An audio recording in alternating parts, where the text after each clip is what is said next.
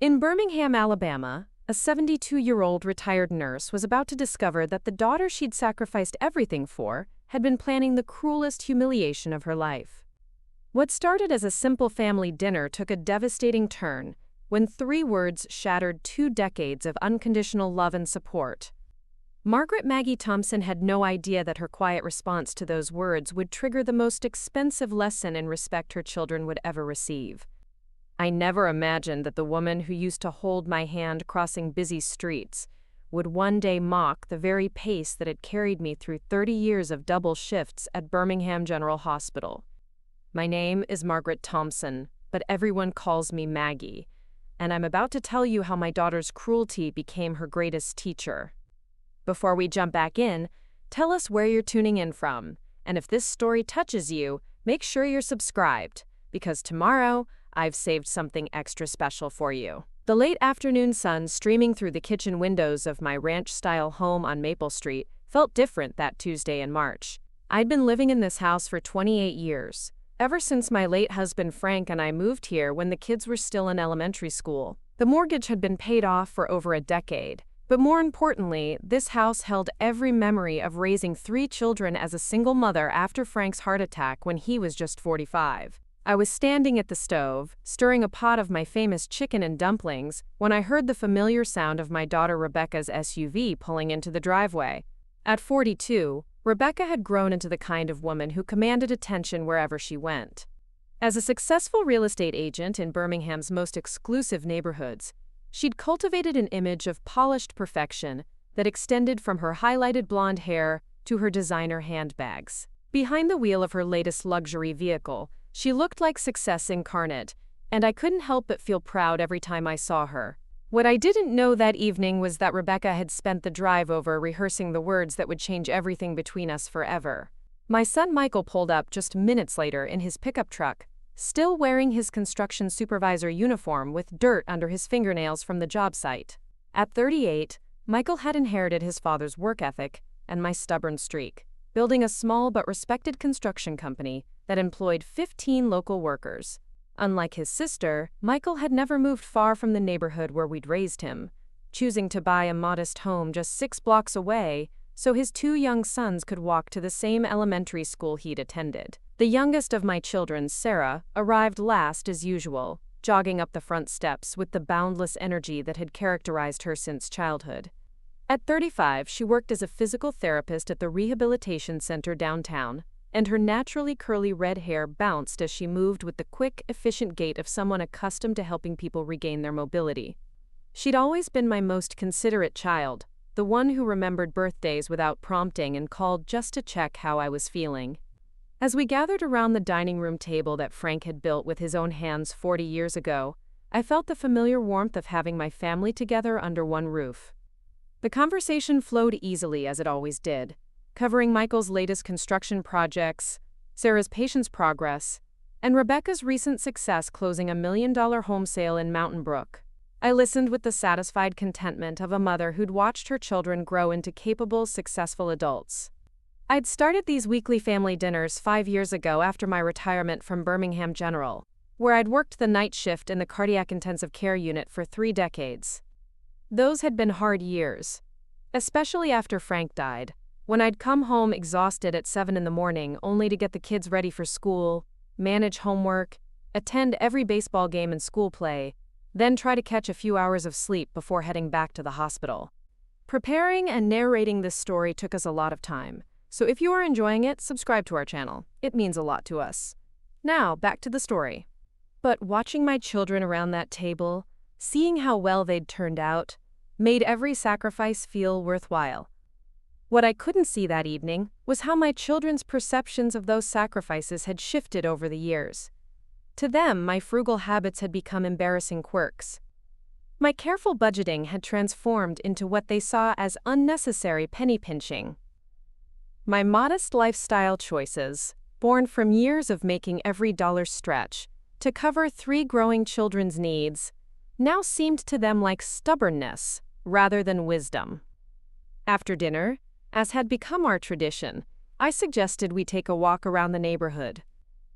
These evening strolls had started when the children were young, a way to burn off energy and talk about their days without the distractions of television or homework. Even as adults, my children usually indulged this ritual, though I'd noticed their patience growing thinner over the years. As we stepped out onto the sidewalk, I felt the familiar tightness in my left knee that had been bothering me since my fall at the grocery store 3 months earlier.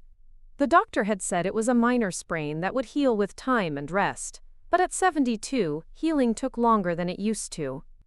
I'd been doing my physical therapy exercises religiously, working with Sarah when she had time, but some days the joint still protested when I tried to move at my usual pace. We'd barely made it to the end of my driveway when Rebecca stopped abruptly and turned to face me with an expression I'd never seen before. Her perfectly lipsticked mouth was set in a hard line, and her eyes held a coldness that seemed to come from somewhere deep and unforgiving. "Mom, you're too slow walking," she said, her voice carrying a tone of disgust that hit me like a physical slap. "We don't have all day to wait for you to shuffle along like some old lady." The words hung in the air like smoke from a fire I hadn't seen coming. I felt my breath catch in my throat as the casual cruelty of her statement registered. This wasn't the daughter who used to beg me to walk slower when she was 7 years old and couldn't keep up with my longer stride. This wasn't the teenager who'd linked arms with me during evening walks while sharing her dreams about her future. This was a woman who seemed embarrassed by the very existence of the mother who'd given her life. Michael and Sarah both looked uncomfortable, but neither said anything to defend me. Michael studied his boots while Sarah found something fascinating about the neighbor's flower bed. Their silence felt almost as cutting as Rebecca's words. These were the children I'd worked double shifts to support, the kids I'd stayed up all night nursing through fevers and helping with school projects. I'd attended every graduation, every wedding, every grandchild's birthday party, always with a smile and usually with a homemade gift I'd spent weeks preparing. "I see," I said quietly, my voice steady despite the storm building in my chest. "You know what, Rebecca? You're absolutely right. I am walking too slowly for you." Without another word, I turned around and walked back into my house, leaving my 3 children standing in the driveway looking confused by my sudden departure.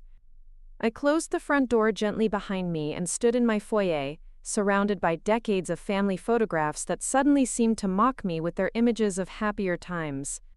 The house felt different in that moment, as if Rebecca's words had shifted something fundamental in its foundation.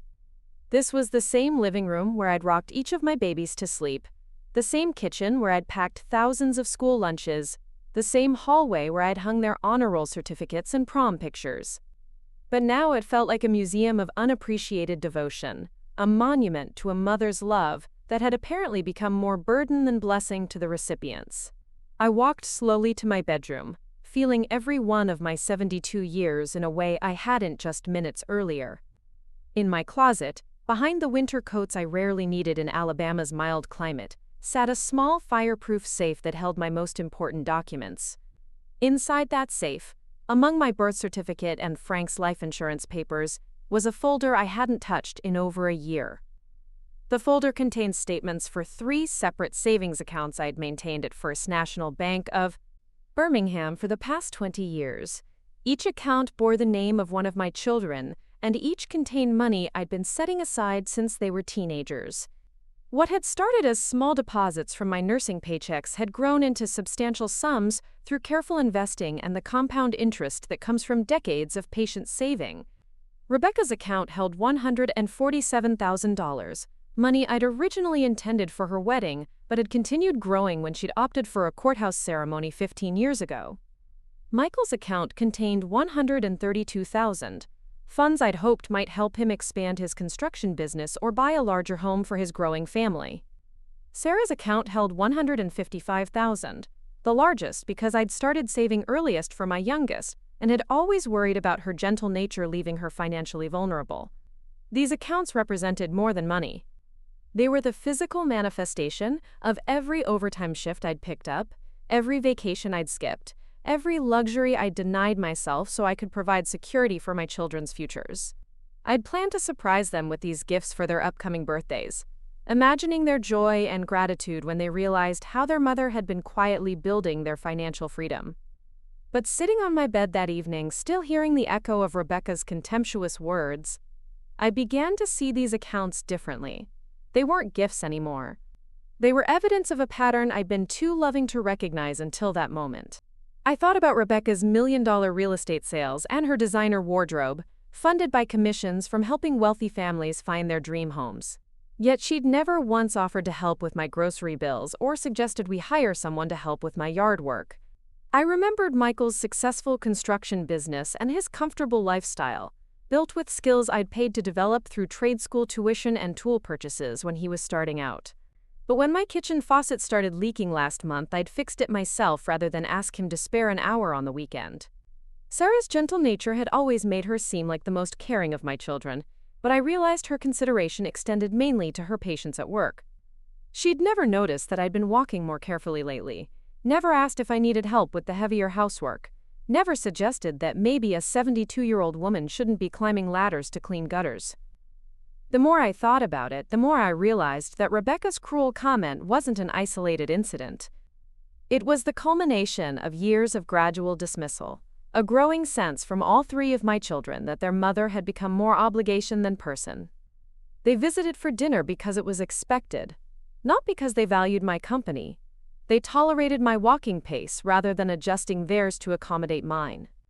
They saw my careful spending as eccentricity, rather than the learned behavior of someone who'd stretched every dollar to give them opportunities I'd never had. That night, I made a decision that would have seemed impossible to me just hours earlier. I decided to show my children exactly how quickly I could walk away from people who didn't appreciate the journey I'd taken to support them. The next morning, I called in sick to my volunteer position at the church food bank and drove downtown to First National Bank. The early spring air was crisp, and my knee felt better than it had in weeks, as if making a decision had somehow eased the pain. At the bank, I met with Mrs. Patricia Williams, the same account manager who'd helped me set up the children's savings accounts 20 years earlier. "Mrs. Thompson," she said with the warm smile I'd come to appreciate over the years, "how lovely to see you. Are you here about the children's accounts?" "In a way," I replied, setting my purse carefully on the chair beside me. "I need to make some changes to how those funds are designated." Mrs. Williams pulled up the account information on her computer screen, and I could see her eyebrows rise slightly as she reviewed the balances. Over $400,000 total, accumulated through years of deposits that had sometimes meant eating beans and rice for dinner so I could save an extra $50 each month. "What kind of changes did you have in mind?" she asked, her professional demeanor masking what I suspected was curiosity about why a woman would want to modify such substantial gifts to her children. "I want to consolidate all three accounts into a new scholarship fund," I said, surprised by how steady my voice sounded. "The Margaret Thompson Education Scholarship, to be administered through the Birmingham Community Foundation. The funds should support nursing students from low-income families who demonstrate academic excellence and financial need." Mrs. Williams stopped typing and looked at me with concern. "Mrs. Thompson, are you certain about this decision? These accounts represent a very significant amount of money that I know you intended for your children." I thought about Rebecca's dismissive tone, about Michael and Sarah's silence while their sister humiliated me, about years of taking for granted the woman who'd given them everything. "I'm absolutely certain," I said firmly. "My children have made it clear that they don't need my slow pace in their lives. I'm simply ensuring that my resources go to young people who might actually appreciate the value of hard work and sacrifice."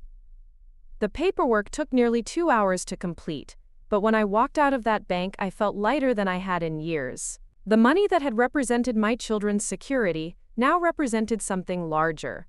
Opportunity for deserving students who understood that education was a privilege, not an entitlement. That evening, as I prepared dinner for 1 instead of 4, I reflected on how dramatically my life had changed in less than 24 hours. The kitchen felt quieter without the anticipation of family conversation, but it also felt peaceful in a way I hadn't experienced in years.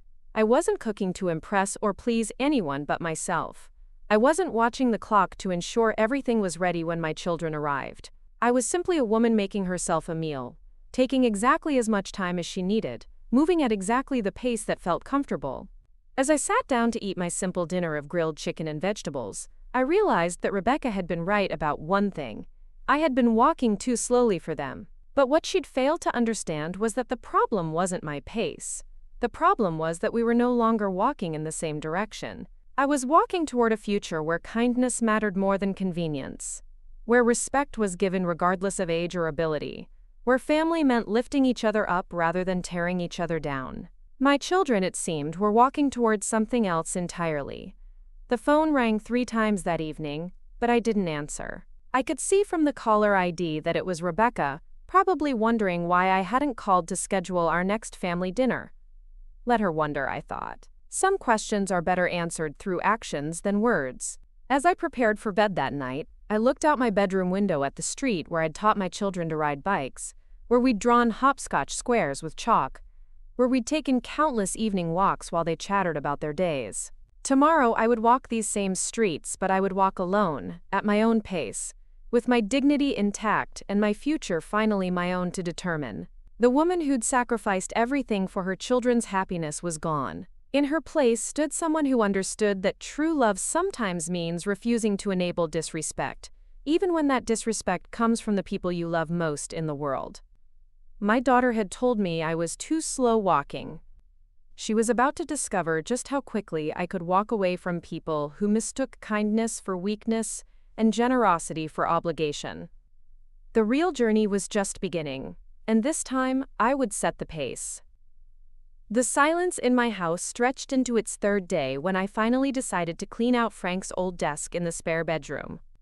I'd been avoiding that room since his death 15 years ago, keeping it exactly as he'd left it, as if preserving his workspace could somehow preserve a piece of him. But something about my recent awakening made me want to understand the man who'd loved me enough to work himself to death providing for our family. Frank had been meticulous about record-keeping, a fracas habit born from growing up poor in rural Alabama during the Depression. His filing system was still intact, manila folders labeled in his careful handwriting containing everything from tax returns to utility bills, dating back decades. As I worked through the drawers, I discovered something that made my hands tremble with recognition. Hidden beneath a stack of old insurance papers was a leather-bound journal I'd never seen before. The cover was worn smooth from handling, and when I opened it, I found page after page of Frank's thoughts written in the blue ink he'd preferred for important documents. The earliest entries dated back to just after Michael's birth, and as I read, I realized I was discovering a side of my late husband I'd never known existed. March 15, 1985, the first entry began. Maggie worked a double shift again today, came home exhausted but still made breakfast for the kids, and helped Rebecca with her school project. I see how she pushes herself, never complaining, always putting our family first. Sometimes I worry we're asking too much of her, but she just smiles and says this is what mothers do. I pray I can build something stable enough that she won't have to work so hard forever. I sank into Frank's old chair, feeling the weight of his presence in those words. He'd been watching me the same way I'd been watching our children, documenting sacrifices I hadn't even realized he'd noticed. Page after page revealed a man who'd seen every late-night study session when I was working toward my nursing degree, every time I'd skipped lunch to save money for the kids' school supplies, every moment when I'd chosen their needs over my own comfort. June 8, 1987. Another entry read, Maggie's car broke down today, and instead of getting it fixed, she's planning to take the bus to work so we can afford Sarah's dance lessons. Found her crying in the kitchen tonight when she thought everyone was asleep. She doesn't know I saw her, doesn't know how it breaks my heart to watch her sacrifice so much. I'm working extra hours at the plant, but it never seems like enough to give her the life she deserves. The journal painted a picture of our marriage I'd never fully appreciated. While I'd been focused on the daily demands of raising 3 children and working full-time, Frank had been quietly observing and recording the depth of my devotion to our family. He'd seen things I'd forgotten about myself, moments of selflessness that had become so automatic I'd stopped recognizing them as sacrifices. December 23, 1990. I read through tears that blurred the careful handwriting. Christmas is tomorrow, and Maggie spent her last $20 on a book Michael wanted instead of buying herself the winter coat she's needed for months. She wrapped it with such joy, so excited to see his face when he opens it. She's wearing that old coat with the broken zipper again, but she doesn't seem to care. Our kids have no idea how lucky they are to have a mother who loves them more than her own comfort. Entry after entry revealed Frank's growing concern about our children's inability to recognize my sacrifices. He'd documented moments I'd completely forgotten, times when I'd given up something I wanted so they could have something they needed. But more troubling were his observations about their reactions to my generosity. April 10, 1992, Frank had written, "Rebecca complained today that other mothers don't make their kids do chores like Maggie does. Doesn't understand that Maggie works nights and needs help during the day, that she's teaching responsibility while managing an impossible schedule. Sometimes I wonder if we're raising our children to expect everything without giving anything back." The pattern became clearer as I read through years of entries. Frank had seen what I'd been too busy to notice. Our children were learning to take my sacrifices for granted. They were growing up expecting that mothers existed to serve, that my needs were secondary to their wants, that my love was an endless resource they could draw from without ever considering what it cost me. September 3, 1994, Frank had recorded, "Started a college fund today for each of the kids. Maggie doesn't know about it yet, but I want to surprise her. She's already talking about picking up extra shifts to start saving for their education, even though she's exhausted from the schedule she's keeping now. Maybe if I can build something substantial, she won't have to work herself to death putting them through school." I set the journal down, my hands shaking as I realized what I'd discovered. Frank had started college funds for our children 28 years ago, and I'd been contributing to them without even knowing they existed. The accounts I'd thought were my own secret gift had actually been Frank's idea, his final attempt to ensure our children's futures were secure so I wouldn't have to sacrifice any more of myself for their success. I rushed to my own filing cabinet and pulled out the bank statements I'd been collecting for 20 years. Comparing the account numbers with references in Frank's journal, I realized the truth. The money I'd been saving wasn't just my contribution to our children's futures. It was the completion of a plan Frank had started, built on a foundation he'd laid out of love for me and concern about how our children were beginning to treat the mother who'd given them everything. November 15, 1995, Frank's journal continued. "Maggie mentioned today that Rebecca seems embarrassed when she picks her up from school in our old car. Doesn't want her friends to see her mother in work clothes. Doesn't understand that those scrubs represent the job that pays for her dance classes and piano lessons. I worry that success is making our children ashamed of the very work that created their opportunities." The entries grew more concerned as our children entered their teenage years. Frank had observed behavior I'd excused as normal adolescent selfishness, but his outside perspective had seen it as something more troubling. March 22, 1997, he'd written, "Michael asked Maggie for money for a school trip, and when she said she'd have to work an extra shift to afford it, he got angry instead of grateful. Told her other parents don't make such a big deal about money. Doesn't understand that his mother has been working double shifts for years to give him opportunities his friends take for granted. Sometimes I think our generosity is teaching them to be selfish instead of grateful." I found myself nodding as I read Frank's observations, recognizing patterns that had continued long after his death. Our children had learned to view my sacrifices as normal rather than generous, my efforts as obligations rather than gifts. They'd grown up expecting that mothers existed to make their lives easier, never questioning what it cost me to provide the comfort they'd come to see as their right. June 30, 1998, Frank had documented, "Maggie collapsed at work today from exhaustion. Doctor says she needs rest, but she's already planning to go back tomorrow because Sarah needs new shoes for school. The kids don't even know she was in the hospital, think she just worked late. Sometimes I wonder if we've protected them so well from financial stress that they can't see the human cost of their security." The journal entries stopped abruptly in October 1998, just 2 weeks before Frank's heart attack. His final entry was dated October 15th, and reading it felt like receiving a message from beyond the grave. "Talk to the bank today about setting up the college accounts so Maggie can access them if something happens to me. Made sure she's listed as the primary beneficiary and account holder. I want her to know that everything we've built together is really hers, that her sacrifices haven't gone unnoticed, even if the kids don't always appreciate them. If anything happens to me, I want her to feel free to use this money however she thinks best. She's earned the right to make those decisions." I closed the journal and sat in Frank's chair, surrounded by the evidence of a love I'd never fully understood. My husband hadn't just been working to support our family. He'd been working to protect me, to ensure that my generosity wouldn't leave me vulnerable, to give me options our children had never realized I was creating for them. The phone had been ringing regularly since my dinner with the children 3 days ago, but I'd let every call go to the answering machine. Rebecca had left increasingly frustrated messages, demanding to know why I wasn't returning her calls, and insisting that we needed to talk about my dramatic behavior during our last visit. Michael had called twice, his messages brief and uncomfortable, clearly pushed by his sister to check on me but unsure what to say. Sarah had left the longest message, her voice concerned but not quite apologetic, asking if I was feeling all right and whether I needed anything. None of them had mentioned Rebecca's cruel comment about my walking speed. None of them had acknowledged that their sister had been completely out of line. None of them seemed to understand that their silence during that moment had been just as hurtful as her words. They were treating this as if I was overreacting to a minor family disagreement, rather than responding to decades of accumulated disrespect. That evening, I drove to the Birmingham Community Foundation to meet with their scholarship coordinator, Mrs. Angela Martinez.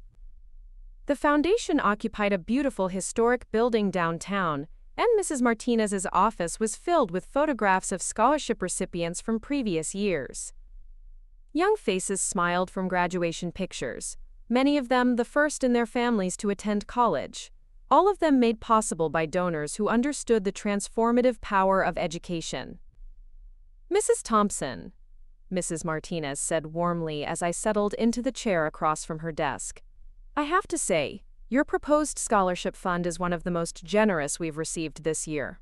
$434,000 will help dozens of nursing students achieve their dreams." "That's exactly what I hope it will do," I replied, feeling a sense of purpose I hadn't experienced in years.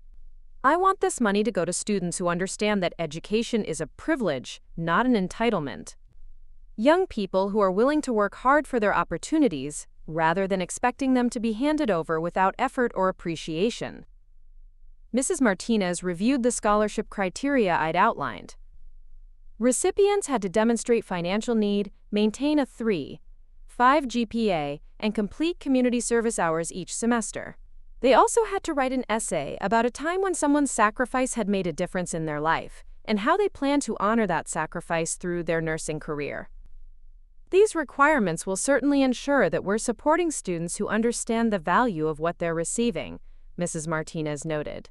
"The essay requirement is particularly thoughtful. It will help us identify young people who recognize and appreciate the sacrifices others have made for them." As we finalized the scholarship details, I thought about my own children and how they might respond to such an essay prompt. Would Rebecca be able to identify a single sacrifice I'd made for her benefit? Would Michael remember the extra shifts I'd worked to pay for his trade school tuition? Would Sarah acknowledge the nights I'd stayed up helping her with homework even after working 12 hours at the hospital? The answer to all those questions, I realized, was probably no. Not because they were inherently selfish people, but because I'd worked so hard to make their lives easy that they'd never learned to see the effort behind their comfort. I'd been so successful at absorbing the cost of their opportunities that they'd grown up believing opportunities simply appeared when needed, without recognizing the human sacrifice that made them possible. "There's one more thing I'd like to add to the scholarship requirements," I told Mrs. Martinez. "I want each recipient to commit to writing a thank you letter to their scholarship donor each semester, not just at the beginning of their studies. I want them to understand that real people made real sacrifices to create their opportunities, and that gratitude should be ongoing, not just a one-time expression." Mrs. Martinez smiled broadly. "That's a wonderful addition. Too often, scholarship recipients lose touch with the reality of their donors' generosity once they become focused on their studies. This will help maintain that connection and appreciation." As I drove home that evening, I felt something I hadn't experienced since Frank's death: excitement about the future. For 20 years, my emotional energy had been focused on my children's happiness and success. I'd measured my worth by their achievements, found my purpose in their needs, defined my identity through their accomplishments. But now, for the first time in decades, I was creating something that belonged entirely to me. The Margaret Thompson Education Scholarship would carry my name forward in a way that honored the values Frank and I had tried to instill in our children. It would support young people who understood that education came with responsibility, that opportunities required effort, that success should inspire gratitude rather than entitlement. In helping these students, I would be nurturing the kind of character I'd hoped to see in my own children, but had somehow failed to develop despite all my sacrifices. When I arrived home, I found Rebecca's car in my driveway, and my daughter sitting on my front porch steps. She stood as I approached, her expression a mixture of frustration and what might have been the beginning of concern. "Mom, what is going on?" she demanded without preamble. "You haven't returned any of my calls, you missed our dinner tonight, and Mrs. Henderson from next door said she saw you leaving with a bunch of papers this morning. Are you feeling all right?" I looked at my eldest daughter, taking in her expensive outfit and perfectly styled hair, and felt a sadness that surprised me with its depth. This was the little girl who used to help me fold laundry, who would sit on the kitchen counter while I cooked dinner and chatter about her day at school. Somewhere along the way, that sweet child had grown into a woman who seemed to view our relationship as an obligation rather than a joy. "I'm feeling better than I have in years, Rebecca," I said calmly, walking past her to unlock my front door. "I've just been taking care of some important business." She followed me inside, her heels clicking on the hardwood floors Frank had installed before Michael was born. "What kind of business, and why couldn't you answer your phone to let us know you were okay?" I set my purse on the hall table and turned to face her directly. "The kind of business that helped me understand some things about myself and my priorities. The kind that reminded me that my time and energy are valuable, even if the people closest to me have forgotten that fact." Rebecca's expression shifted from annoyance to confusion. "What are you talking about? What does that mean?" I thought about Frank's journal entries, about 20 years of documented concern for the woman who was sacrificing everything for children who couldn't see the cost of their comfort. I thought about the scholarship students who would understand that education was a privilege worth honoring, worth working for, worth appreciating. "It means, Rebecca, that I've finally learned to walk at my own pace," I said quietly. "And I've discovered that when you're not trying to keep up with people who don't value your effort, you can move much more quickly toward things that actually matter." She stared at me as if I was speaking a foreign language, and I realized that in a way, I was. This was the language of self-respect, of boundaries, of refusing to accept disrespect in the name of family harmony. It was a language I'd never spoken before, but one I was rapidly learning to master. The conversation that followed would set the tone for everything that came next, and I was finally ready to speak my truth with the clarity that only comes from understanding your own worth. Rebecca stood in my living room demanding answers, but I wasn't ready to give them to her yet. Some revelations require the right setting, the right audience, and the right moment to deliver maximum impact.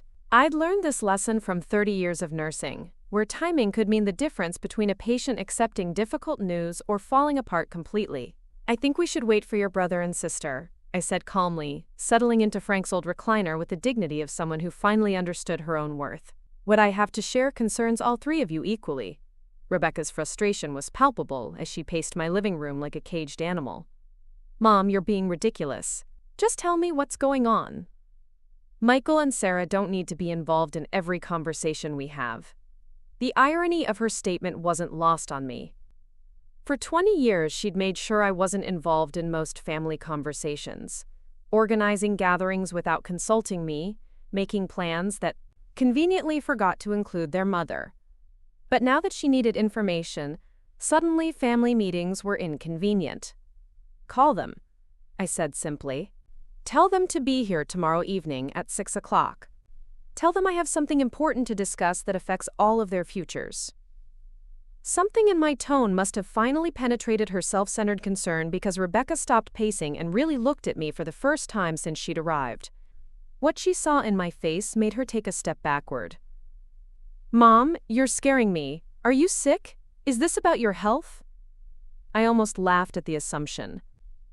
My children's first thought wasn't that they might have done something wrong, but that I must be dying to justify disrupting their comfortable expectations. Even faced with evidence that their mother had changed, they couldn't imagine that the change might be about their behavior rather than my medical condition. I'm healthier than I've been in years, Rebecca. Tomorrow night, 6 o'clock. Don't be late. She left reluctantly, and I spent the evening preparing for what I knew would be the most important family meeting of our lives. I arranged Frank's journal on the coffee table next to the scholarship paperwork from the Birmingham Community Foundation. I placed my bank statements in a neat stack, the final balance on each account clearly visible. Everything I needed to tell the complete story was organized with the precision I'd learned from years of maintaining medical charts. The next evening arrived with the kind of spring thunderstorm that Alabama is famous for, dark clouds rolling across the sky like harbingers of the emotional storm about to break in my living room. Michael arrived first, shaking rain from his jacket and looking uncomfortable in the way he always did when forced into family drama he didn't understand. "Mom, Rebecca said you needed to talk to all of us about something serious," he said, settling onto the couch with the careful movements of a man trying to avoid triggering an unknown threat. She seemed pretty shaken up. "What's going on?" Sarah arrived moments later, her hair damp from the rain and her expression concerned. She'd always been more emotionally intuitive than her siblings, and I could see her taking in the formal arrangement of documents on the coffee table with growing anxiety. Rebecca was the last to arrive, having spent extra time on her appearance as if looking professional might somehow control the outcome of whatever I was planning to announce. She sat across from me with her back straight and her hands folded, every inch the successful businesswoman who was accustomed to managing difficult conversations with clients. "Thank you all for coming," I began, my voice steady with the calm that comes from complete certainty about your course of action. "I've asked you here tonight because there are some things you need to know about your futures, things that have been a long time in the making." I picked up Frank's journal first, running my fingers over the worn leather cover that had held his secrets for so many years. "3 days ago, I was cleaning out your father's desk and I found this. It's a journal he kept for 13 years, from Michael's birth until just before he died. I want to read you a few entries so you understand the foundation of what I'm about to tell you." The room fell silent, except for the sound of rain against the windows as I opened to a page I'd marked earlier. June 12, 1993. Maggie picked up an extra shift again tonight so Rebecca can go to summer camp with her friends. She came home exhausted this morning, but she was smiling because she'd earned enough to cover the full cost. Rebecca complained that the camp isn't as fancy as where some of her friends are going, didn't even say thank you for the sacrifice her mother made. Sometimes I wonder if our children understand what love looks like. I watched my children's faces as I read their father's words. Michael shifted uncomfortably, Sarah's eyes filled with tears, and Rebecca's professional mask began to crack around the edges. August 4, 1995, I continued. Maggie worked a double shift yesterday and came home to find Michael angry because she'd missed his baseball game. Instead of apologizing for missing work to be there, she promised to never miss another game, even though it means giving up the overtime pay we desperately need. Our son has no idea that his mother chooses his happiness over her own exhaustion every single time. The weight of Frank's observations settled over the room like a heavy blanket. These weren't just random memories he'd preserved. They were evidence of a pattern my children had never recognized. Documentation of sacrifices they'd accepted as normal rather than generous. December 18, 1996. I read, my voice growing stronger with each entry. Christmas shopping with Maggie today. She spent 2 hours looking at a winter coat she needed. Tried it on 3 times, then walked away because Sarah mentioned wanting a new bike. Watched my wife choose our daughter's wish over her own necessity without hesitation. Sarah will never know that her Christmas bike cost her mother a warm coat, and I'm not sure that's kindness anymore. Maybe it's enabling selfishness instead. Rebecca finally found her voice, though it came out smaller than her usual commanding tone. Dad was keeping track of all that? Your father was watching the woman he loved sacrifice herself for children who were learning to take that sacrifice for granted, I replied, setting the journal aside and reaching for the bank statements. He was documenting what I was too busy to see, that my generosity was teaching you to be selfish instead of grateful. I held up the first bank statement, Michael's account showing a balance of $132,000 as of the previous week. Michael, did you know that your father started a college fund for you when you were 12 years old? My son's eyes widened as he stared at the document in my hands. I had no idea how much is in it. Had, I corrected gently. Past tense. As of Monday morning, there's exactly $0 in this account. The silence that followed was profound, broken only by the sound of thunder rolling across Birmingham. Michael's face went through a series of expressions as he processed what I'd just told him, while his siblings stared at me in shock. "What do you mean, zero?" Rebecca demanded, her business instincts kicking in despite her obvious confusion. "Where did the money go?" I picked up Sarah's bank statement next, showing her the balance that had reached $155,000 through 20 years of careful saving. "Sarah, your account was the largest because I started saving earliest for you. I worried about your gentle nature, wanted to make sure you'd have security no matter what happened." My youngest daughter's voice was barely a whisper. "Was? Mom, what did you do?" "I invested it," I said calmly, reaching for Rebecca's statement. "All of it. Every penny from all three accounts. $434,000 total, accumulated through years of extra shifts and skipped meals and sacrifices you never bothered to notice." Rebecca shot to her feet, her professional composure completely shattered. "You can't do that. That money was ours. You can't just steal our inheritance." The word steal hung in the air like an accusation that revealed everything wrong with her thinking. This money had never been theirs. It had been my gift, saved through my sacrifices, intended for their futures but never promised or guaranteed. Yet Rebecca's immediate response was to claim ownership of generosity she'd never earned. "Inheritance?" I repeated, my voice carrying the kind of controlled fury that only comes from years of suppressed hurt finally finding its voice. "Rebecca, inheritance is what you receive when someone dies. I'm very much alive, and this money was never yours to begin with. It was my gift to give, and I chose to give it elsewhere." Michael found his voice then, though it shook with emotion.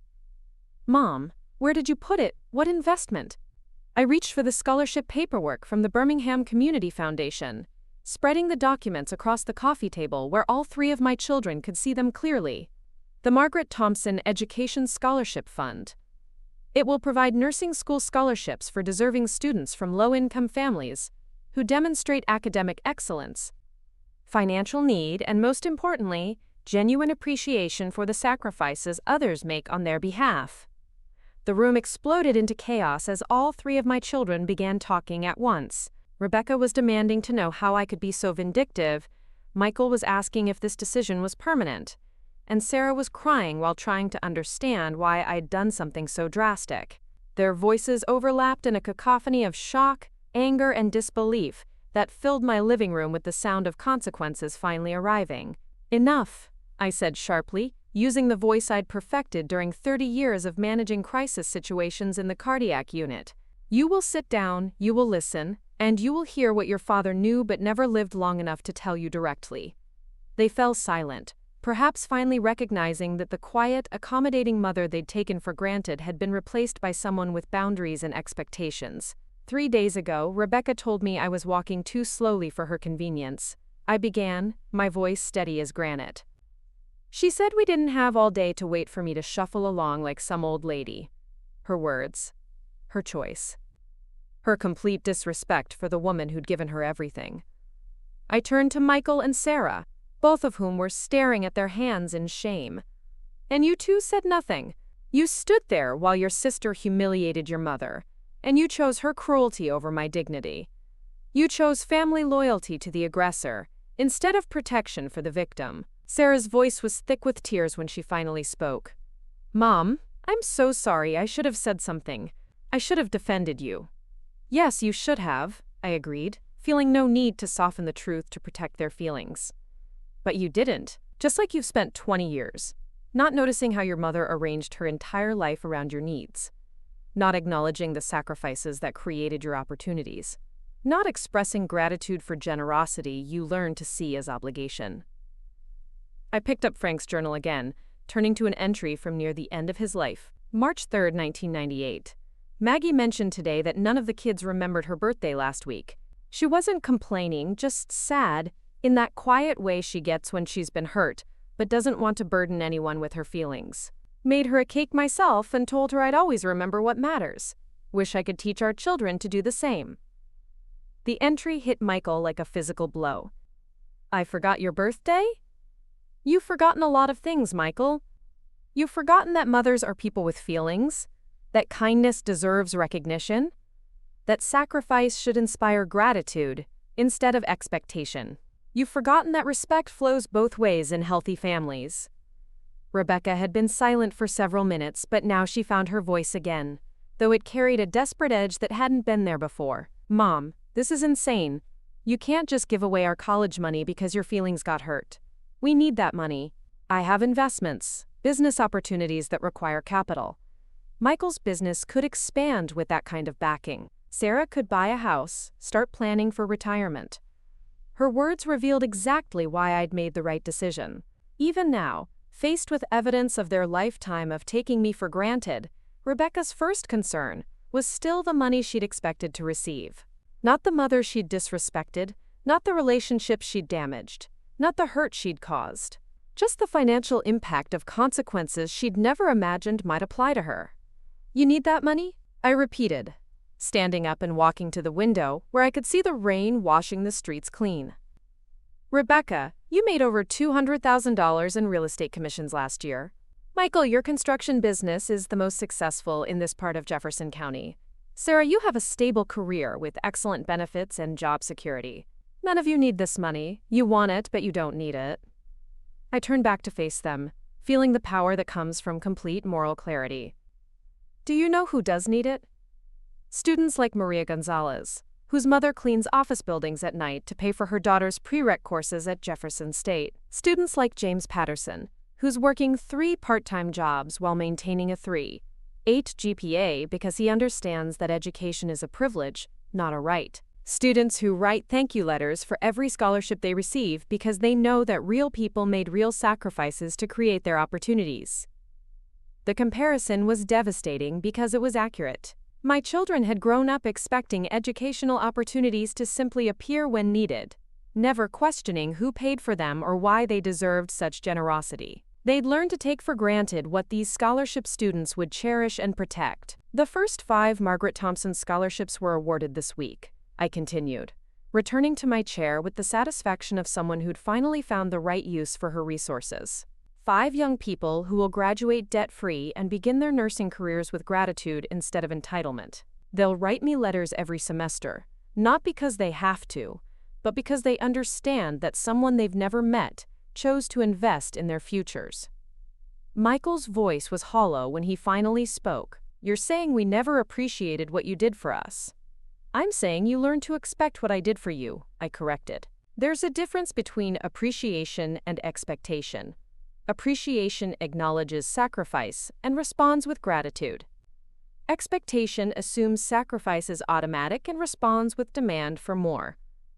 I reached for the Scholarship Foundation paperwork, holding up a letter from one of the recipients. Listen to this. From Angela Williams, 19 years old, single mother of a 2-year-old, working nights at a convenience store while taking nursing prerequisites. Dear Mrs. Thompson, I cried when I got the letter about your scholarship. My little boy will grow up knowing that a stranger believed in his mama's dreams enough to make them possible. I promise to work harder than I've ever worked, to honor your gift with my dedication, and to pay this kindness forward when I'm able. You've changed not just my life, but my son's future. Thank you for seeing worth in someone you've never met. The letter's genuine gratitude stood in stark contrast to my children's sense of entitlement, and I could see the impact of that comparison in their faces. Sarah was crying openly now, Michael looked like he'd been physically struck, and Rebecca's anger was beginning to transform into something that might have been the first stirrings of shame. That, I said quietly, is what appreciation looks like.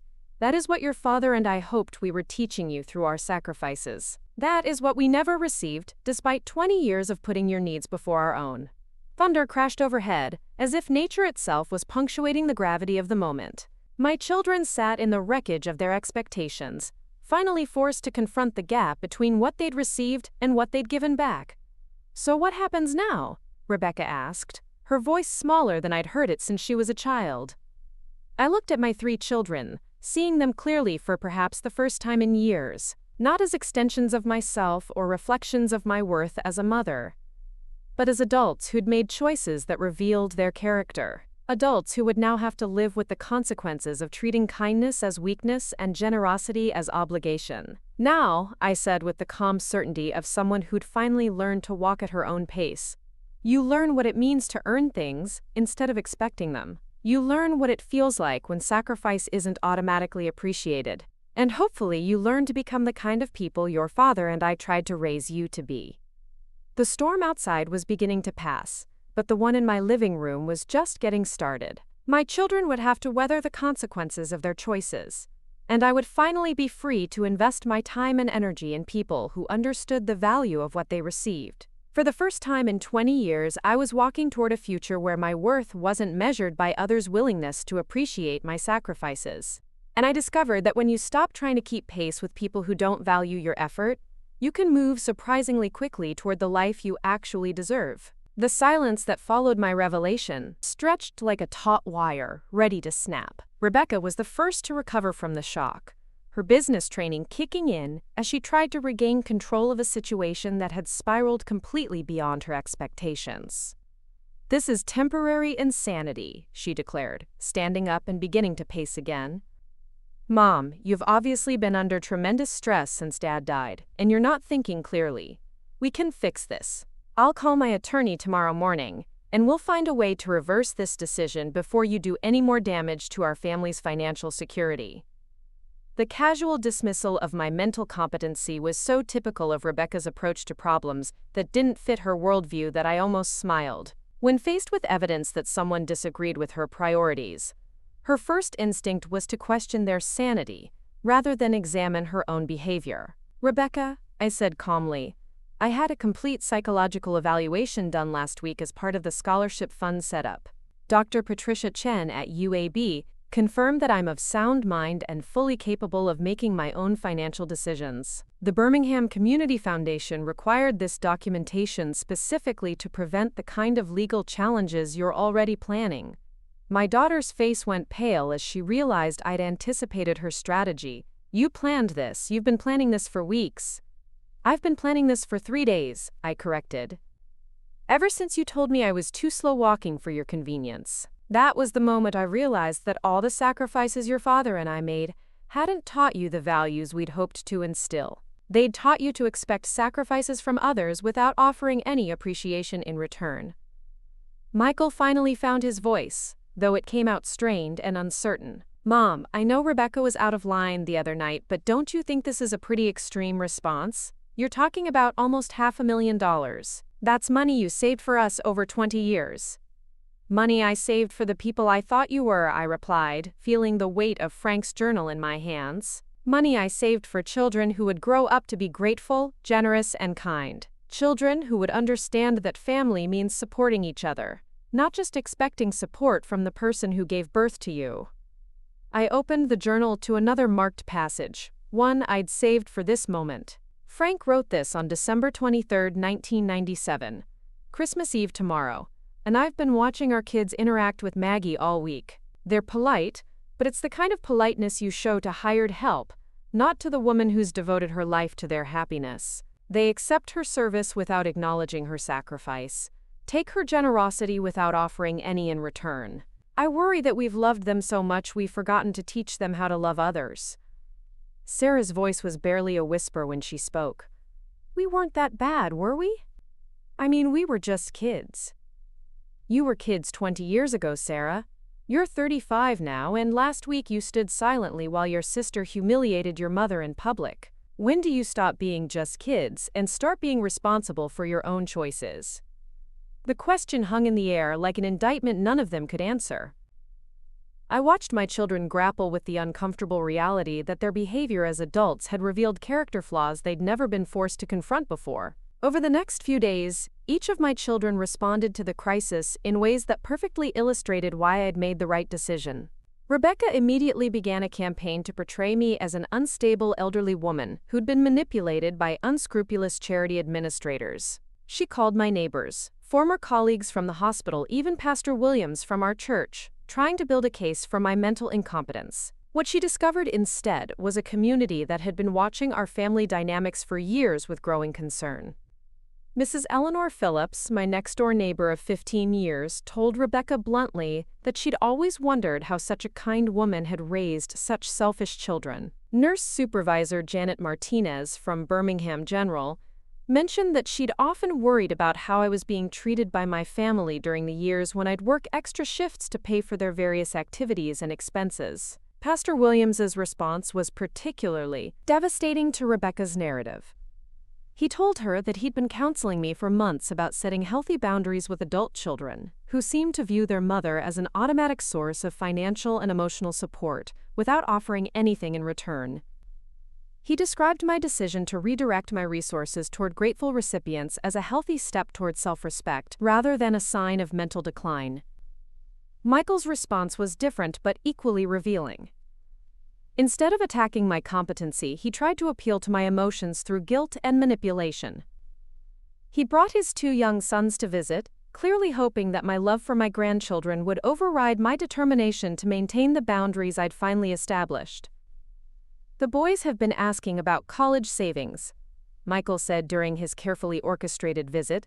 "I was going to tell them about the fund their grandmother had set up for their education. Now I don't know what to say."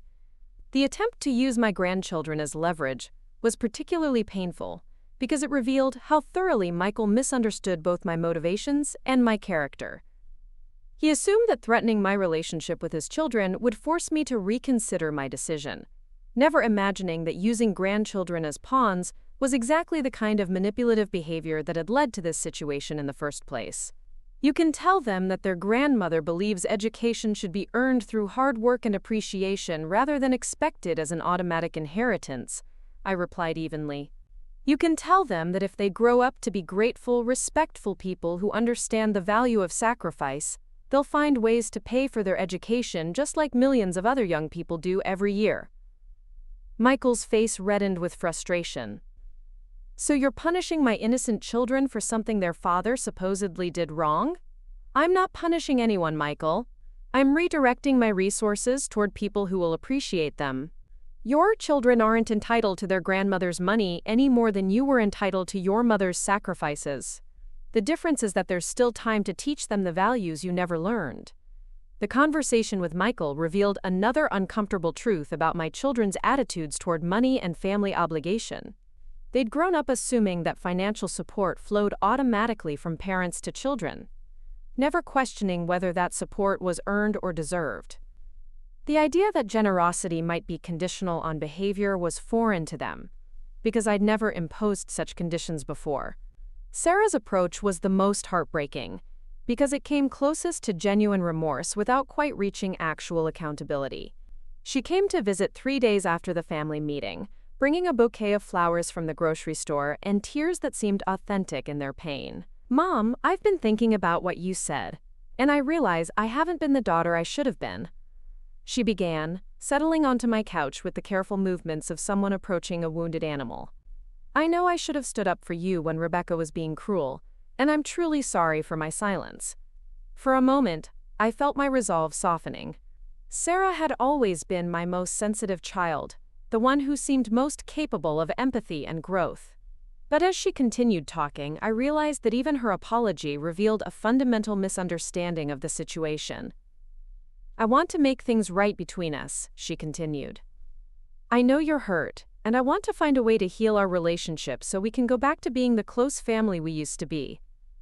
The phrase "go back" told me everything I needed to know about Sarah's level of understanding. She saw this as a temporary disruption in our normal family dynamics rather than a necessary correction to unhealthy patterns that had persisted for decades. She wanted to apologize for the specific incident that had triggered my response without acknowledging the years of accumulated disrespect that had led to that moment. "Sarah," I said gently, "we can't go back because back wasn't healthy for me. Back was a place where I sacrificed my needs for your wants without receiving acknowledgement or appreciation. Back was a family dynamic where my worth was measured by how much I could give rather than who I was as a person."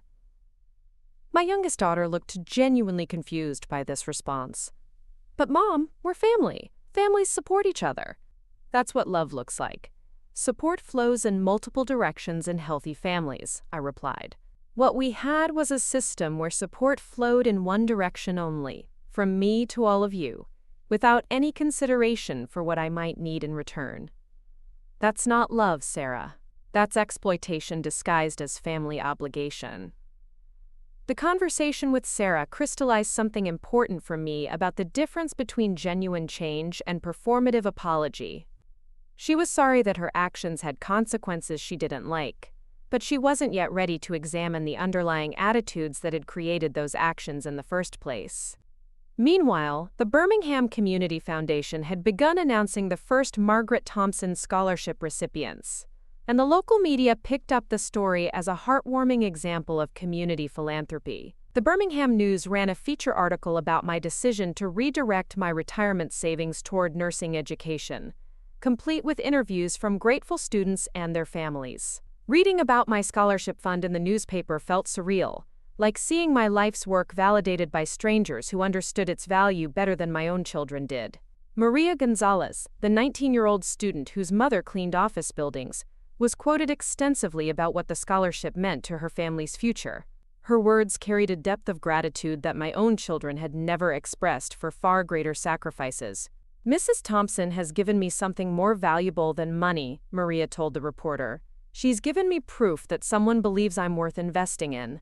That belief will carry me through every difficult class, every long study session, every moment when I'm tempted to give up on my dreams." The article also mentioned that the scholarship fund was designed to be self-perpetuating, with recipients required to contribute a small percentage of their future nursing salaries back to the fund once they were established in their careers. This detail had been my idea, inspired by Frank's journal entry about teaching children to give back rather than just receive. The newspaper coverage brought unexpected consequences for my children, particularly Rebecca, whose real estate business depended heavily on her reputation in Birmingham's social circles. Several of her wealthy clients began asking pointed questions about why her own mother had chosen to give nearly $500,000 to strangers, rather than her own family. The implication was clear.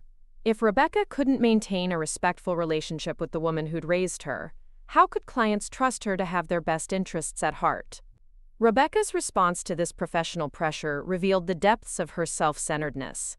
Instead of using the criticism as an opportunity for self-reflection, she became angry with me for embarrassing her publicly. She showed up at my house one evening in a fury that bordered on rage. "Do you have any idea what you've done to my reputation?"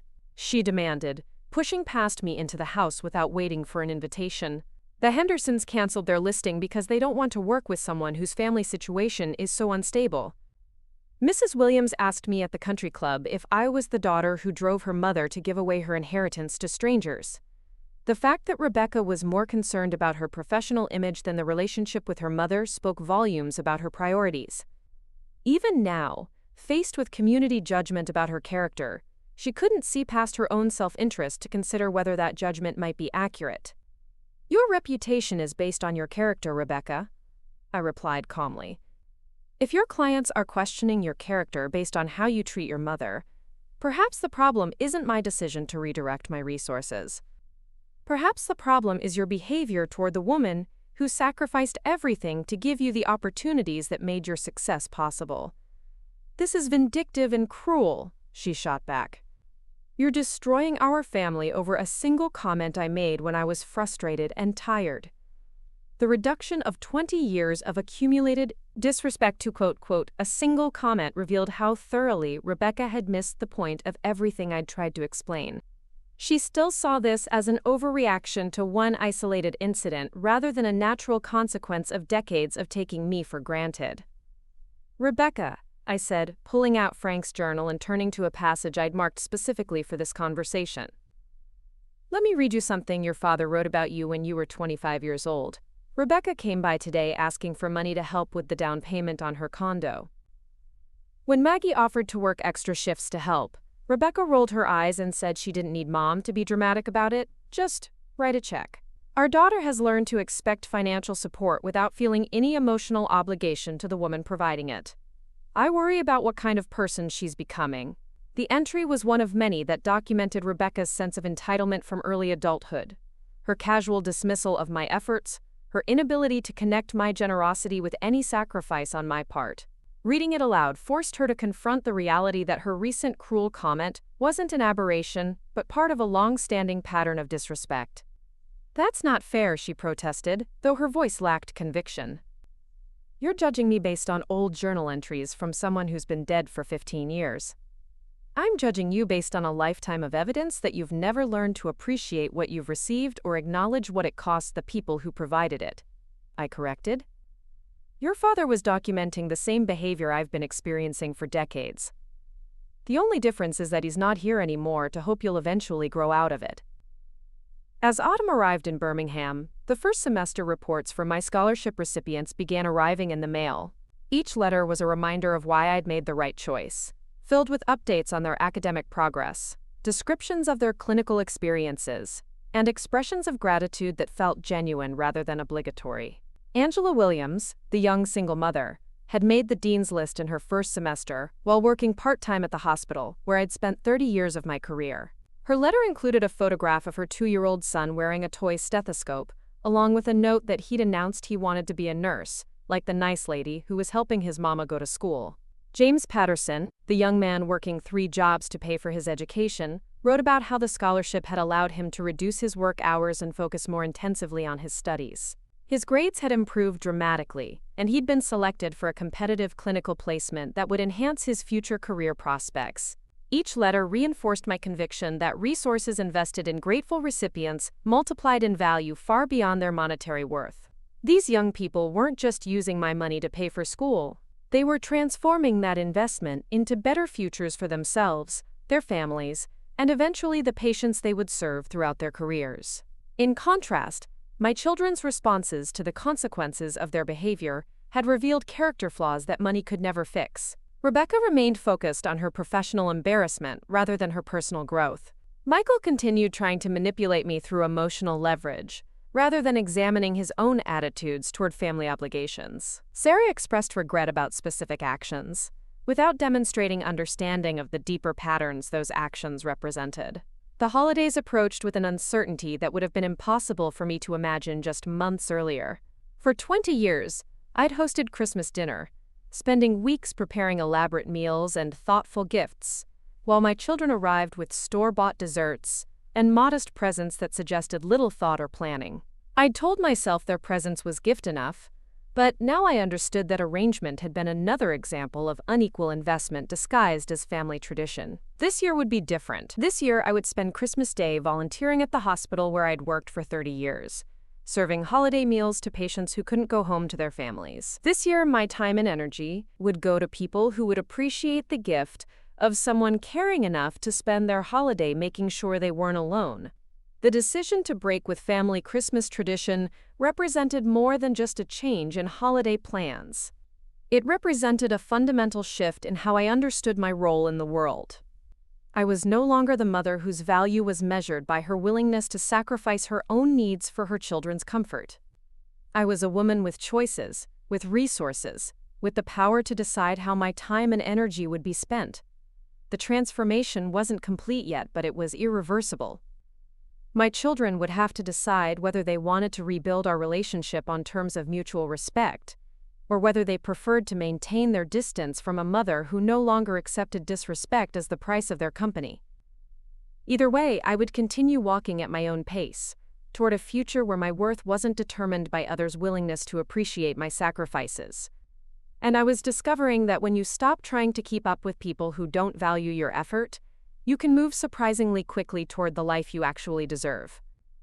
2 years had passed since I'd given away my children's college fund, and the woman looking back at me from the bathroom mirror bore little resemblance to the exhausted, underappreciated mother who'd once measured her worth by others' willingness to accept her sacrifices.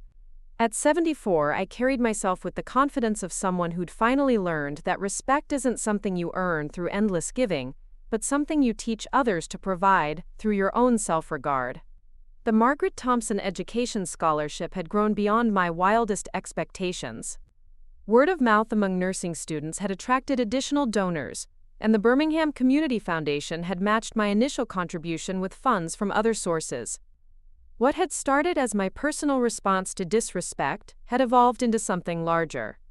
A movement of older adults redirecting their resources toward young people who understood the value of education and appreciated the sacrifices that made their dreams possible.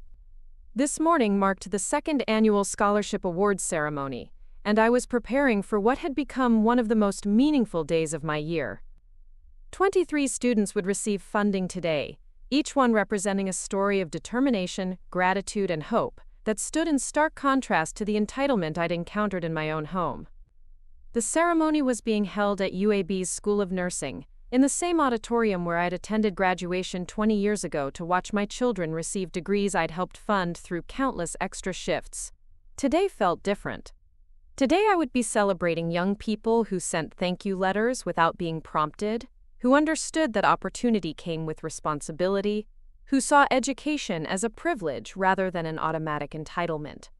As I applied my lipstick, I thought about the letter I'd received yesterday from Maria Gonzalez. Now in her final semester of nursing school, she'd maintained a 3.9 GPA while working part-time and raising her son, and her letter had included a photo of her recent engagement to a fellow nursing student she'd met through their shared volunteer work at a free clinic. Mrs. Thompson, she'd written, I wanted you to know that my fiancé and I have decided to establish our own scholarship fund once we graduate and get established in our careers. We want to help other single parents achieve their dreams the way you helped me achieve mine. Your generosity didn't just change my life, it taught me how to change others' lives too. That was the kind of multiplication of blessing I'd hoped for when I made my decision 2 years ago. Maria understood that receiving generosity created an obligation to pass it forward, that gifts came with the responsibility to become gift givers in turn. It was a lesson my own children had never learned, despite decades of receiving exactly such gifts from me.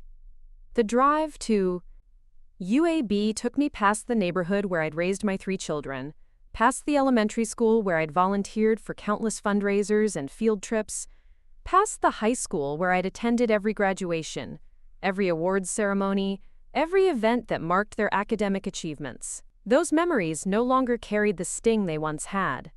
Now they simply reminded me of a different version of myself, a woman who'd given everything and asked for nothing in return. I'd learned to see that previous version of myself with compassion rather than regret. She'd done the best she knew how with the understanding she had at the time. Her mistake hadn't been in loving her children, but in failing to teach them how to love her back. Her error hadn't been in sacrificing for their benefit, but in never requiring them to acknowledge the cost of those sacrifices. At the university, I was greeted by Mrs. Angela Martinez from the Community Foundation, now a close friend whose own family story had helped me understand how gratitude could be taught and nurtured, rather than simply hoped for. Her son had been one of the first scholarship recipients, and his transformation from struggling student to confident nursing professional had become a model for what educational support could accomplish when paired with genuine appreciation. Margaret, she said warmly, linking arms with me as we walked toward the auditorium. Are you ready to meet your newest group of scholars? They've been asking about you all week, wanting to know about the woman whose generosity made their dreams possible. The anticipation in her voice reminded me why I'd made the right choice. These students saw me as someone worth knowing, worth thanking, worth honoring. They understood that real people made real sacrifices to create their opportunities, and they responded to that understanding with the kind of gratitude my own children had never offered. Inside the auditorium, I was surrounded by families who understood the value of what their children were receiving. Parents who worked multiple jobs, grandparents who'd helped raise scholarship recipients, siblings who were proud rather than resentful of their family members' achievements.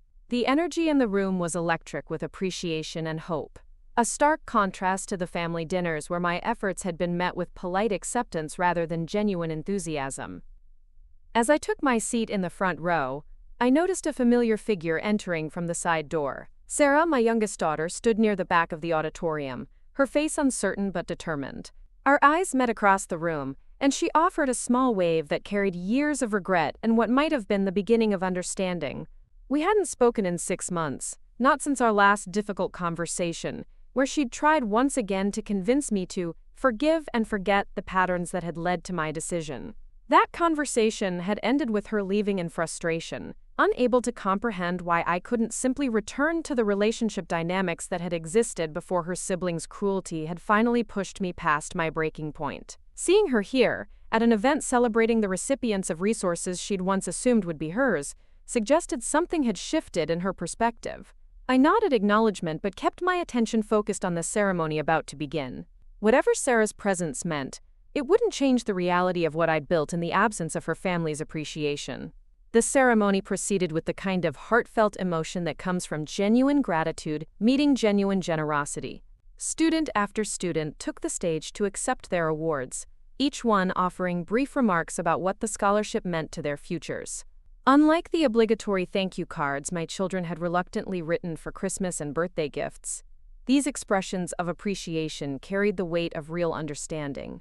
James Patterson, now in his second year and thriving academically, spoke about how the scholarship had allowed him to focus on his studies instead of working 3 jobs. His grades had improved so dramatically that he'd been accepted into a competitive clinical program that would accelerate his path to becoming a nurse practitioner. His parents, both factory workers who'd never imagined their son could achieve such success, wept openly as he described how education was transforming not just his life but their entire family's future. Angela Williams took the stage with her now 4-year-old son, who wore a miniature cap and gown and carried a toy stethoscope. She spoke about graduating next month with honors, about the job offer she'd already received at Children's Hospital, about the master's degree program she planned to pursue in pediatric nursing. Her voice broke with emotion as she described the moment she'd realized that one woman's faith in her potential had changed the trajectory of generations. "Mrs. Thompson," she said, looking directly at me from the podium, "you didn't just give me money for school. You gave me proof that I was worth investing in, that my dreams mattered to someone, that hard work and gratitude could be rewarded. My son will grow up knowing that strangers can become family when they choose to lift each other up instead of tearing each other down." The words hit me with unexpected force, not because they were particularly eloquent, but because they represented everything I'd hoped my own children would learn about the relationship between generosity and gratitude, between sacrifice and appreciation. Angela had learned in 2 years what Michael, Rebecca, and Sarah had failed to understand in decades.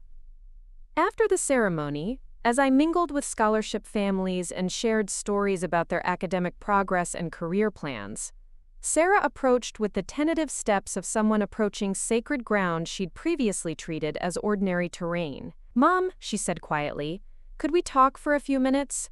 I know I don't have the right to ask for your time, but I have some things I need to say." I studied my youngest daughter's face, looking for signs of the same superficial apology and request to go back to previous patterns that had characterized our past conversations. What I saw instead was something different: humility that seemed genuine, and perhaps more importantly, evidence that she'd been listening to the ceremony with the kind of attention she'd never paid to my own sacrifices. We found a quiet corner in the university's lobby, surrounded by photographs of nursing graduates whose careers had been launched by exactly the kind of support I'd provided for my own children, without ever receiving acknowledgement for the effort it required.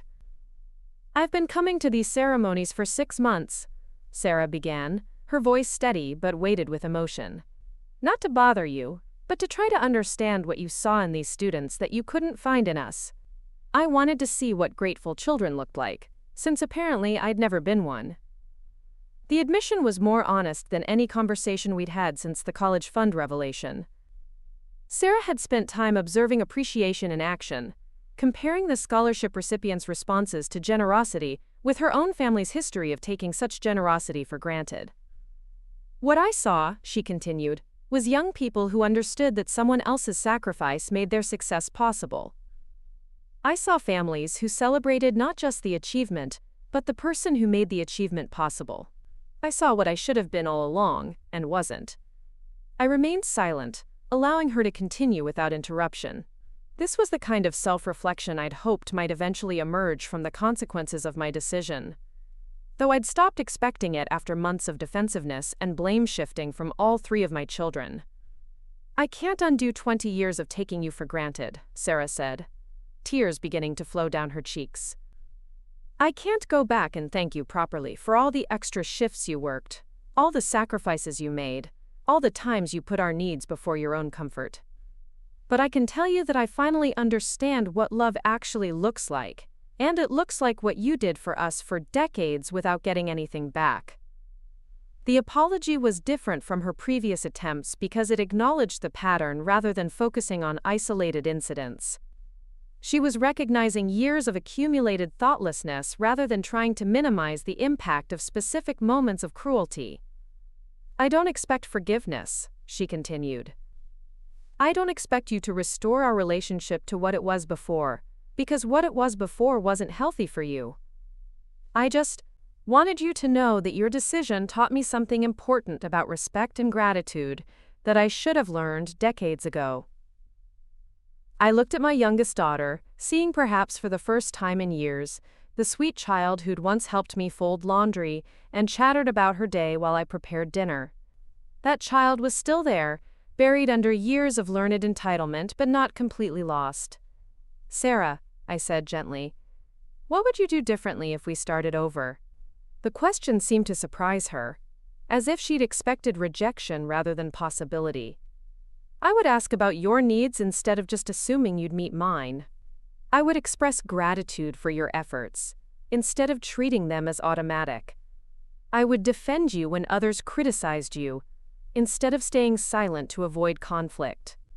I would try to give back some of what you gave me instead of just taking everything you offered. Her response suggested genuine understanding rather than performative apology. She was describing behavioral changes rather than just emotional expressions, concrete actions rather than abstract promises. Those are good answers, I replied. But they're just words until they become choices you make consistently over time. Respect isn't something you declare, Sarah. It's something you demonstrate through your actions when it matters. She nodded, wiping her eyes with a tissue. I know. And I know I've lost the right to expect anything from you. But if you're ever willing to let me try to be the daughter you deserved all along, I'd like the chance to show you that I can change. The conversation continued for another hour, with Sarah asking questions about my scholarship recipients, about my volunteer work at the hospital, about the life I'd built since redirecting my resources toward people who appreciated them. Her curiosity seemed genuine, focused on understanding my experience rather than defending her own behavior. As we prepared to part ways, Sarah handed me an envelope. This is a letter I wrote but didn't know if I should give you. It's not an apology exactly, because apologies don't fix decades of taking someone for granted. It's more like a recognition of who you are and what you deserved from us that you never received. I accepted the envelope, but didn't open it immediately. Some things require the right time and place for full appreciation, and I wanted to read Sarah's words in the privacy of my own home, where I could process their meaning without the pressure of immediate response. Driving home that evening, I reflected on the day's events and what they might mean for my future. The scholarship ceremony had reminded me of the joy that comes from investing in grateful recipients, from seeing generosity multiplied through appreciation rather than diminished through entitlement. Sarah's presence and our conversation had offered a glimpse of possibility, the chance that at least one of my children might learn to appreciate what they'd received rather than resent what they'd lost. That night, I read Sarah's letter in Frank's old chair, surrounded by photographs of scholarship recipients whose lives had been changed by resources my children had once assumed would automatically belong to them. The letter was 12 pages long, filled with specific memories of my sacrifices and detailed acknowledgments of opportunities she'd never properly appreciated. Mom, she'd written, I remember the night you worked a double shift, so I could go to prom in a dress that cost more than you spent on clothes for yourself all year. I remember how you helped me with my college applications even though you'd been on your feet for 12 hours at the hospital. I remember 1,000 small kindnesses that I accepted as normal, instead of recognizing as gifts. I'm sorry it took losing your generosity to learn how to value it. The letter continued with promises about behavioral changes, commitments to rebuilding our relationship on terms of mutual respect, and expressions of pride in what I'd accomplished through the scholarship fund. It concluded with something I'd never received from any of my children. A genuine thank you for the woman I'd been rather than just the services I'd provided. "Thank you for showing me what unconditional love looks like," she'd written. "Thank you for working extra shifts and skipping luxuries and putting our needs first for decades. Thank you for teaching me, even if it took me 20 years to learn the lesson, that respect and gratitude aren't automatic but must be chosen consciously every day. And thank you for having the strength to demand better when we refuse to offer it freely." 6 months later, Sarah and I were having lunch together once a week, slowly rebuilding a relationship based on mutual respect rather than one-sided sacrifice. She'd started volunteering at the hospital where I'd worked for 30 years, helping to organize activities for long-term patients. Her efforts weren't perfect, but they were consistent, and more importantly, they demonstrated understanding that relationships require investment from both participants. Michael and Rebecca had gradually faded from my life, choosing distance over the self-examination that meaningful reconciliation would have required. Michael's children sent me birthday cards, suggesting that the next generation might learn lessons their father had refused to accept. Rebecca's continued absence from my life had actually enhanced her professional reputation, as clients began to see her focus on her career rather than family drama as evidence of her dedication to their needs. The scholarship fund had taken on a life of its own, with former recipients beginning to contribute back to the program as they established themselves in their nursing careers. Maria Gonzalez had kept her promise, creating a secondary fund specifically for single parents pursuing healthcare degrees. James Patterson had organized a mentorship program pairing scholarship recipients with established nurses who could provide career guidance and emotional support. Most importantly, I'd discovered that the life I'd built around appreciating and being appreciated was infinitely more satisfying than the existence I'd endured while trying to earn respect from people determined not to grant it.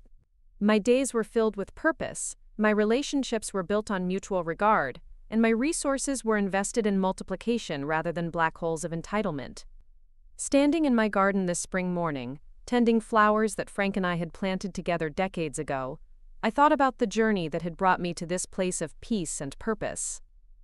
The woman who'd once measured her worth by others' willingness to accept her sacrifices was gone, replaced by someone who understood that true generosity creates gratitude, that real love requires mutual respect, and that the most important lesson you can teach anyone is how to appreciate what they receive. My daughter had been right about one thing 2 years ago. I had been walking too slowly for her convenience. But what she'd failed to understand was that the solution wasn't for me to speed up. The solution was for me to choose my own pace and my own direction, walking toward a future where my efforts would be valued rather than expected, appreciated rather than assumed, and multiplied through gratitude rather than diminished through entitlement.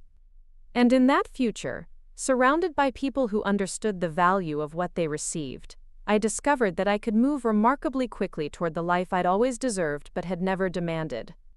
The journey toward self-respect had been long and sometimes painful, but it had led me exactly where I needed to be, walking confidently at my own pace, in my own direction, toward my own definition of family and worth. Up next, you've got 2 more standout stories right on your screen.